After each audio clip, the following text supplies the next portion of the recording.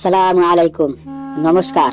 আজ আমরা জানব মানুষের সৃষ্টি সম্পর্কে গীতা কি বলে, বিজ্ঞানের মতে সৃষ্টি কেমন, আর গীতায় কি ব্যাখ্যা আছে। চলুন জানি ধর্ম ও দর্শনের চোখে মানুষ কিভাবে সৃষ্টি হলো। গীতা হিন্দু ধর্মের মূল গ্রন্থগুলোর একটি। এটি মহাভারতের অংশ, যেখানে কৃষ্ণ অর্জুনকে জীবন ও ধর্ম নিয়ে জ্ঞান দেন। গীতার চতুর্থ অধ্যায় 7-8 নম্বর শ্লোকে বলা হয়, যখনই ধর্ম হ্রাস পায়, অধর্ম বাড়ে, আমি তখন নিজে দেহ ধারণ করি। গীতা মতে আত্মা কখনো জন্ম নেয় না, মরেও না। আত্মা চিরন্তন, অবিনাশী, শুধু দেহ পরিবর্তন করে। যেমন পুরনো পোশাক বদলায়, অর্থাৎ দেহ নশ্বর, কিন্তু আত্মা অমর। গীতায় বলা হয়, ঈশ্বর এই আত্মাকে সৃষ্টি করেননি, এটা সব সময় ছিল। হিন্দু দর্শনে ব্রহ্মা হলেন সৃষ্টির দেবতা। তিনি 4 জন ঋষি ও মানুষ সৃষ্টি করেন।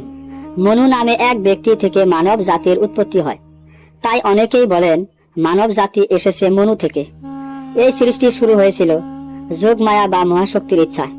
ব্রহ্মা সৃষ্টি করেন, কিন্তু পরবর্তী জীবন চক্র চলে কর্ম অনুযায়ী। গীতায় বলা হয়, আত্মা বারবার জন্ম নেয় ও মৃত্যুবরণ করে। এক জীবনে যা কাজ করি তার ফল পাই পরের জীবনে। এটা হলো কর্ম ও পুনর্জন্মের নীতি, অর্থাৎ আমরা যা করব তাই আমাদের ভবিষ্যৎ ঠিক করবে। বিজ্ঞান বলে মানুষ এসেছে বিবর্তনের মাধ্যমে, বানর জাতীয় জীব থেকে লক্ষ বছর ধাপে ধাপে। কিন্তু গীতা বলে মানুষ দেহ নয়, আত্মা। দেহ তো নশ্বর, আত্মা হলো আসল সত্তা।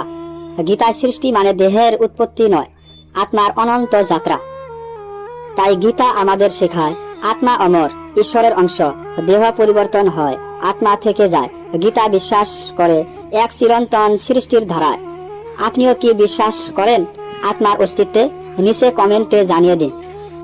ভিডিও ভালো লাগলে লাইক দিন, চ্যানেল সাবস্ক্রাইব করুন আর শেয়ার করুন বন্ধুদের সঙ্গে।